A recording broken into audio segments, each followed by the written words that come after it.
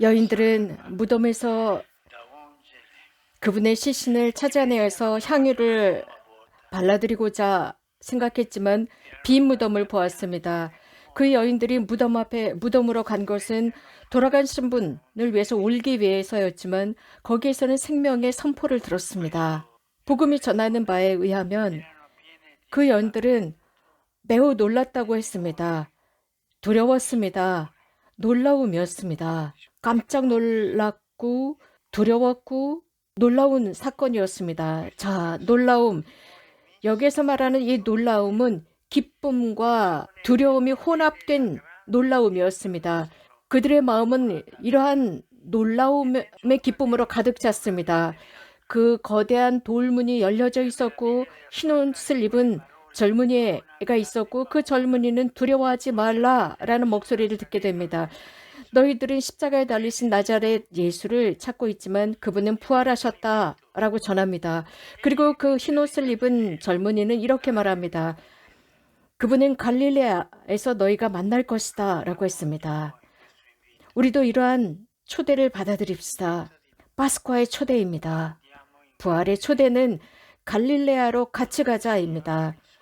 부활하신 주님께서 우리들을 앞서가신 곳입니다. 그렇다면 갈릴레아에 간다는 게 무슨 뜻이겠습니까? 갈릴레아를 간다라는 뜻은 무엇보다도 새로운 출발을 의미합니다. 제자들, 그들이 처음 주님께서 그들을 찾으시고 그들에게 당신을 따라오라 말씀하셨던 바로 그 장소입니다. 처음 그분을 만났던 장소입니다. 첫사랑이 이루어졌던 바로 그 장소입니다.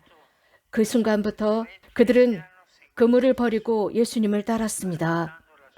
그분의 설교를 들으면서 그분께 사용하시는 모든 기적과 이적을 목격했습니다. 그분과 함께 그들은 생활했음에도 불구하고 그분을 깊이 있게 이해하지 못했습니다. 오히려 그분의 말씀을 오해하고 있었고 십자가 앞에서 그들은 도망쳐 버렸습니다. 그분을 혼자 남겨둔 채 그들은 달아나 버렸습니다. 이러한 실망이 있었음에도 불구하고 그분께서는 부활하셨습니다. 그리고 다시 한번 그들보다 먼저 갈릴리아로 가셨다는 말씀입니다. 그들보다 앞서 가셨습니다. 즉 그들을 앞장서 가시는 것입니다. 그리고 그들을 부르시고 다시 부르셔서 따라오라고 하십니다. 전혀 지치지 않고 계속 부르십니다. 부활하신 분께서는 그들에게 다시 출발하자. 우리가 시작했던 그곳에서 다시 출발하자입니다. 새롭게 출발하자입니다. 나와 함께 출발하자. 모든 실망과 실패가 있었지만 다시 시작하자. 우리는 이 갈릴레아에서 주님의 끊임없는 사랑의 놀라움을 배웁니다. 그래서 우리들에게 그 길 속에 또 다른 우리들의 실망이라는 길 속에 또 다른 새로운 길을 제시하십니다. 주님은 이런 분이십니다. 새로운 길을 만들어내십니다. 우리들의 그 실패의 길 속에서 새로운 길을 찾아내시는 분이십니다. 바로 이런 주님이세요. 그리고 우리에게 초대하십니다. 갈릴레아에서 바로 이런 일을 하자입니다. 이것이 바로 부활의 첫 번째 선포입니다. 저는 여러분들에게 바로 이 선포를 드리고자 합니다. 우리는 항상 새롭게 시작할 수 있다는 것입니다. 늘 새로운 삶이 있습니다. 주님께서 우리 안에서 그 새로운 삶을 출발시키는 능력입니다. 우리들의 모든 실패가 있음에도 불구하고 하느님께서 하시는 일입니다. 우리들의 마음에 산산조각이 난 상황이더라도 우리들 각자는 우리들의 그 산산조각 난 마음을 알고 깨닫고 있습니다. 우리들의 마음의 산산조각남을 알고 있습니다. 우리들의 마음이 산산조각 났을지라도 그 산산조각난 마음으로 예술 작품을 만드실 수 있는 분입니다. 우리들의 인류의 이 파편들을 가지고서도 하나님께서는 새로운 역사를 만들어 가시는 분이십니다. 하실 수 있습니다.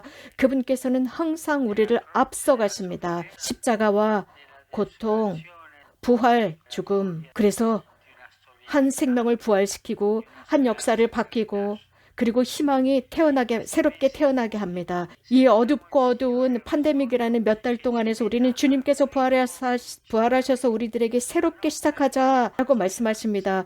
절대 희망을 잃지 말아라 라고 초대하십니다. 갈릴레아로 간다는 뜻은 그 첫 장소로 간다는 뜻은 새로운 길을 달려간다는 의미입니다. 그래서 무덤과는 다른 역방향으로 움직이는 것입니다. 여인들은 무덤에서 예수님을 찾고자 했습니다. 무덤으로 가서 자신들이 예수님과 함께 살았던 그러한 모든 것들을 기념하기 위해서, 하지만 이제 영원히 잃어버린 그분을 기념하기 위해서 그 무덤으로 그들은 갔습니다. 신앙. 그래서 이런 여인들의 모습은 아름다웠던 것, 멋진 그 과거, 하지만 모두가 다 끝나버린 것, 그래서 그냥 기억만 하는 그런 기억의 신앙으로 전락한 모습을 보여주고 있습니다. 많은 이가 그렇습니다. 우리도 자주 우리들의 신앙이 기억 속에 남아 있습니다. 많은 이가 신앙을 기억 속에 남아 있는 것으로 기억합니다. 예수님을 과거의 인물로 기억합니다. 젊은이의 친구라고 하는 것은 옛날 이야기입니다. 오래전에 있었던 이야기로 기억합니다. 어린 시절 교리반에서 들었던 이야기 정도로 기억하고 있습니다. 그래서 신앙 자체가 습관으로 전락해버렸습니다. 과거의 것으로 전락했습니다. 유년 시절의 멋진 기억으로 생각해서 내 현실에 더 이상 감동을 주지 못하는 신앙으로 전락했습니다. 하지만 갈릴레아로 간다는 뜻은 배우는 것입니다. 즉, 신앙이라고 하는 것은 살아있는 존재로서 다시 한번 길을 나서야 한다는 것을 가르칩니다. 날마다 신앙을 새롭게 해서 그 여정을 걸어가야 한다는 것입니다. 날마다 새롭게 하는 것입니다. 첫 만남에 그 감동을 새롭게 하는 것입니다. 그리고 맡기는 것입니다. 나 모든 것을 알고 있어 라고 전제하지 않고 겸손하게 우리들을 깜짝 놀라게 하시는 그분께 맡기는 것입니다. 바로 하느님의 길입니다. 그런데 우리는 가끔 하느님께서 깜짝 놀라키시는 이것을 두려워합니다. 우리는 통상적으로 하느님께서 깜짝 놀라시는 것 앞에서 두려워합니다. 그러나 주님께서 우리를 초대하십니다. 우리에게 오늘 내가 너희를 깜짝 놀라게 허락해다오 라고 말씀하십니다. 갈릴레아로 함께 간다라는 것은 하느님께서는 그저 우리들의 유년의 기억의 상자에 남겨두는 것이 아니라 살아계신 분이라는 것입니다. 늘 우리를 깜짝 놀라키시는 분, 부활하신 그분은 항상 우리를 깜짝 놀래키시는 분이십니다. 이것이 바로 두 번째 파스쿠와 부활의 선포입니다. 곧 신앙은 예전의 기념품이 아닙니다. 과거의 기념품이 아닙니다. 그분께서는 과거가 아니라 지금 이 순간 이 시간에 살아계신 분이십니다. 여러분과 함께 날마다 걸어가십니다. 여러분이 살아가시는 그 상황 속에 함께 계시고 여러분들의 시련 속에 함께 계시며 여러분들이 꿈꾸는 그 속에 함께 계십니다. 그분께서는 여러분들께서 더 이상 길이 없다라고 생각하는 그곳에서 새 길을 만드십니다. 기루를 역행하시면서 이미 여러분들이 눈물을 흘렸던 그런 길에서 새로운 것을 만들어 놓으십니다. 여러분들은 모든 것을 다 잃었다라고 생각할지라도 여러분 부탁드립니다. 하느님의 그 새로움에 깜짝 놀라키시는 그 새 소식에 마음을 여십시오. 여러분들을 깜짝 놀라키실 것입니다. 갈릴레아로 간다. 라는 것은 끝까지 간다는 뜻입니다. 갈릴레아라는 지역은 굉장히 먼 지역입니다. 그 지역은 다양한 사람들이 사는 곳으로서 그 사람들은 이스라엘의 정결례와는 거리가 먼 사람들이 사는 곳입니다. 하지만 예수님께서는 바로 그곳에서 당신의 사명을 시작하셨습니다. 그곳에서 힘든 날마다의 생활을 하는 사람들께 선포를 하셨고 배척당하고 소외당하는 이들, 연약한 이들, 가난한 이들에게 선포하셨습니다. 하느님의 현존 늘 그들에게 제시하면서 모든 것에 대해서 실망한 이들을 만나시고 지치지 않고 그들을 만나셨습니다. 존재의 끝까지 가셨습니다. 이유는 그분의 관점에서는 어떤 누구도 꼴찌가 되는 사람이 없습니다. 어떤 누구도 방치되거나 배척당하는 사람들이 없기 때문입니다. 부활하신 분께서는 그곳으로 가라고 초대하십니다. 오늘도 우리에게 갈릴레아로 가라고 말씀하십니다. 바로 이 현실적인 갈릴레아로 가라고 말씀하십니다. 그것이 바로 우리들의 일상의 장소입니다. 우리가 매일 걸어다니는 그 길거리, 우리 도시의 구석구석, 주님께서 바로 그런 곳을 먼저 가고 계십니다. 먼저 그곳에 현존하십니다. 우리들 곁을 지나가는 사람들, 그들 속에서 우리들과 함께 시간과 집과 우리들의 일과 우리들의 지침과 우리들의 희망을 함께 나누고 계십니다. 우리는 갈릴레아에서 배울 수 있는 것이 부활하신 그분은 형제들의 얼굴 속에서 찾을 수 있습니다. 기뻐하는 사람의 꿈 속에서, 실망한 이들의 체념 속에서, 혹은 기뻐하는 이들의 미소 속에서, 고통당하는 이들의 눈물 속에서 우리는 그분을 느끼고 현존을 느낄 수 있습니다. 특별히 가난한 이들, 배제당한 이들 속에서 그렇습니다.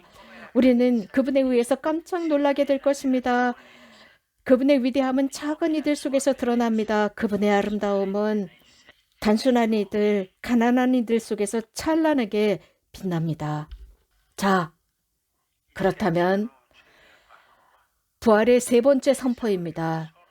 부활하신 예수님, 그분께서는 끝까지 우리를 사랑하십니다. 우리들의 모든 상황, 삶의 상황을 방문해 주십니다.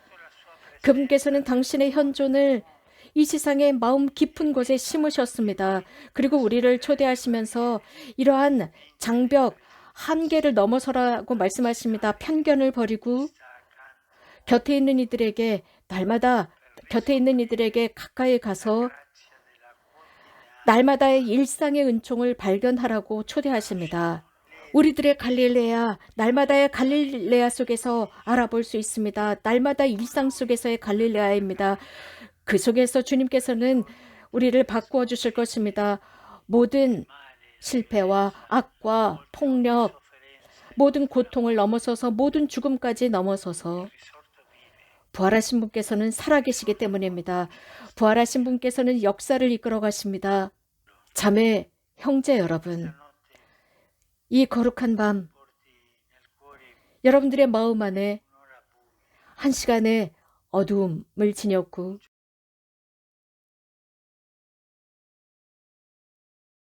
아직 삭이 돋아나지 않은 하루가 있고 무덤에 갇힌 빛이 있고 산산조각난 꿈이 있습니까? 그렇다면 앞으로 가십시오. 앞으로 가서 그 부활 선포에 깜짝 놀래키는 그 선포 앞에 열어놓으십시오. 두려워하지 마십시오. 부활하신 분께서 여러분을 기다리십니다. 갈릴레아에서 기다리십니다. 그곳으로 갈 때 여러분들의 그 기대는 완성될 것입니다. 여러분들의 눈물을 마를 것이고 여러분들의 두려움은 희망으로 가득 채워질 것입니다. 이유는 주님께서 여러분을 항상 앞서가시기 때문입니다. 항상 여러분을 먼저 앞서가시기 때문입니다. 그분께서는 그분과 함께할 때 항상 삶은 새롭게 시작됩니다.